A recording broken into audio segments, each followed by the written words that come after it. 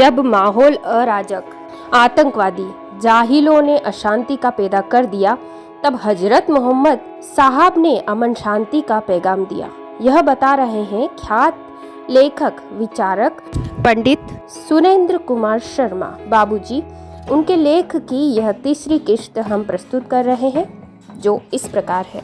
हमारे भूमंडल के उष्ण कटिबंधीय मरुभूमि रेगिस्तान के रेतीले धरातल पर सूर्य की तीक्ष्ण किरणें अब सीधी पड़ती हैं, तो उस भूभाग के अत्यधिक गर्म हो जाने पर वहाँ वनस्पतियाँ अधिक फल फूल नहीं पाती।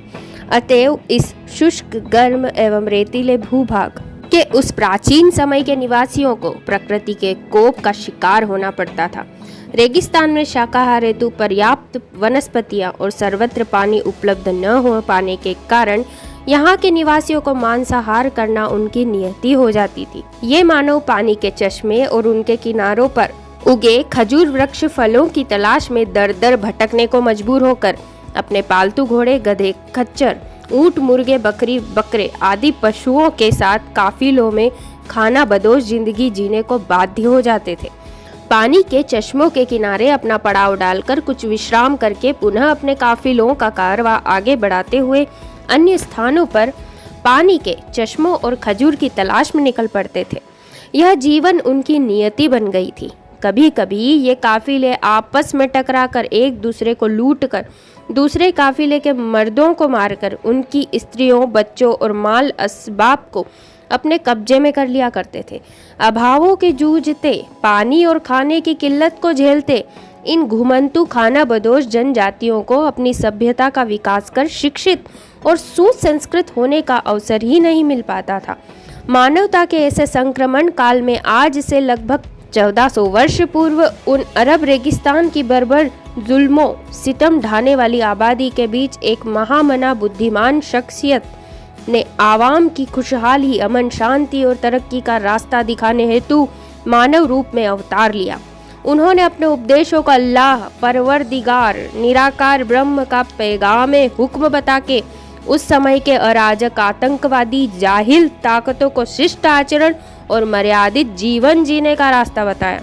हजरत मोहम्मद साहब ने खुदा परवरदिगार रब को पूरी कायनात का मालिक बताते हुए उस समय के उच्छृंखल, अराजक और मनमाने तरीकों से जुल्म करके कहर ढाने वाली कौमों को मानवीय संवेदनाओं, कर्तव्यों और दायित्वों का बोध कराया और सभी को बताया कि अल्लाह की बनाई हुई पूरी कायनात के जर्रे जर्रे में खुदा का वजूद मौजूद है।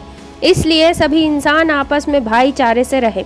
इसलिए पैगंबर मोहम्मद साहब ने सारे जहां के इंसानों को तरक्की, खुशहाली और अमन चैन की सुकून भरी जिंदगी जीने की व्यवस्था मुहाल करने की खुदा की मंशा पर सख्ती से अमल करने का पैगाम दिया।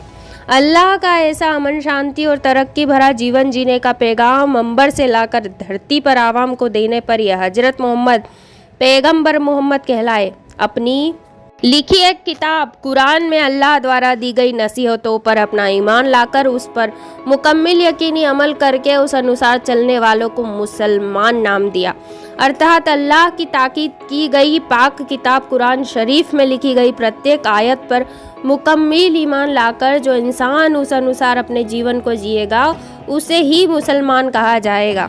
कुरान शरीफ में अल्लाह को एकमात्र निराकार शक्ति माना है जो पूरी कायनात के जर्रे जर्रे में मौजूद रहती है तथा पूरे ब्रह्मांड में उसी की ताकत व्याप्त दिखाई देती है। निराकार ब्रह्म अल्लाह की आराधना, इबादत करने का सही मार्ग दर्शाते हुए मस्जिद में दीवार के समक्ष खड़े होकर शांत चित्त से अल्लाह को याद कर उसे पुकारने का दिशा निर्देश इस पवित्र किताब में बताया।